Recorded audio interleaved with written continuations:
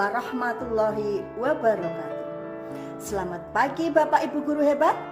Semoga Bapak Ibu Guru Hebat semuanya selalu dalam keadaan sehat sehingga kita bisa belajar bersama-sama lagi.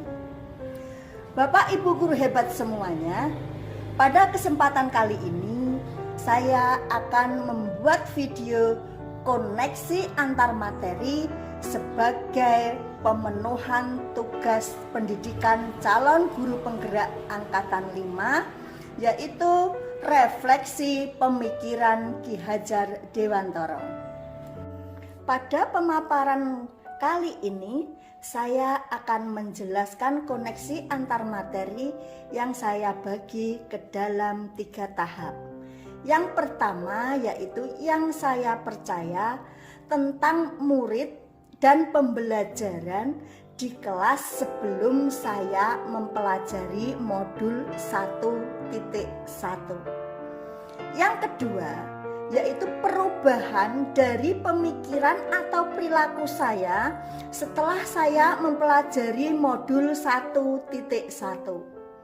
Yang ketiga yaitu tindakan atau perilaku yang bisa segera saya terapkan lebih baik agar kelas saya mencerminkan pemikiran Ki Hajar Dewantara.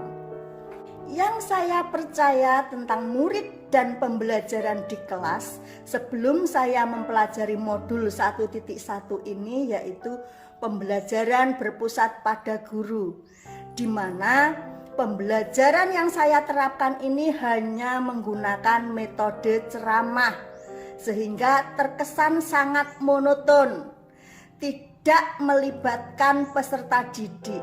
Jadi pembelajaran yang saya lakukan selama ini itu hanya sebatas mentransfer ilmu saja. Guru lebih dominan dibandingkan peserta didik.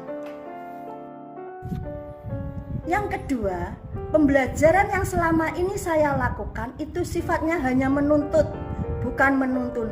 Jadi saya mengharuskan semua murid untuk menguasai materi yang sudah saya berikan. Saya juga hanya mementingkan aspek kognitif saja, sedangkan aspek keterampilan dan sikap peserta didik ini saya abaikan. Saya hanya menuntut siswa untuk mencapai KKM. Filosofi Ki Hajar Dewantara mengajarkan bahwa pendidikan itu harus menghamba kepada anak, di mana kita sebagai pendidik harus memandang anak dengan rasa hormat. Metode pembelajaran yang kita terapkan juga harus berorientasi kepada murid, kepada anak. Jadi di sini kita menempatkan murid sebagai subjek, bukan sebagai objek belajar. Jadi tujuan pembelajaran menurut Ki Hajar Dewantara yaitu murid, murid, dan murid. Yang selanjutnya, dalam pembelajaran yang saya lakukan selama ini mengabaikan keberagaman peserta didik.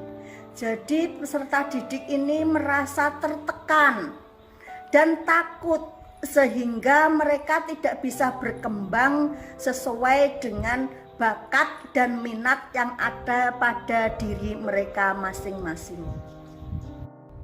Bapak Ibu Guru Hebat semuanya, setelah saya melakukan refleksi terhadap pembelajaran yang saya lakukan selama ini dan kemudian saya relevansikan dengan pemikiran semboyan dari Ki Hajar Dewantara, dapat saya simpulkan bahwa jika kita melaksanakan pendidikan yang seimbang, tumbuh kembang anak secara holistik akan melahirkan anak-anak yang penuh kebijaksanaan dan berbudi pekerti luhur.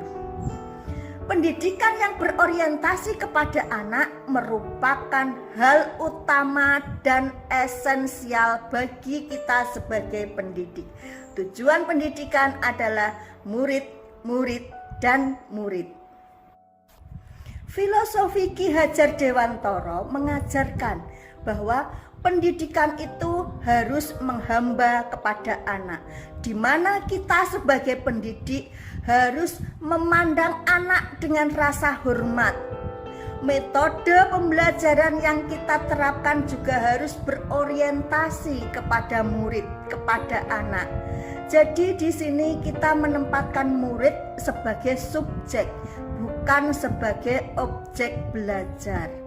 Jadi tujuan pembelajaran menurut Ki Hajar Dewantara yaitu murid, murid, dan murid.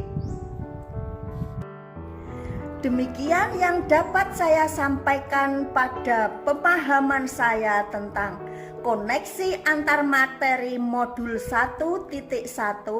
Selanjutnya saya mohon maaf apabila banyak kesalahan dalam penyampaian saya. Saran, koreksi, bimbingan, dan saran dari Bapak Ibu guru hebat sangat saya nantikan. Sekian, wassalamualaikum warahmatullahi wabarakatuh.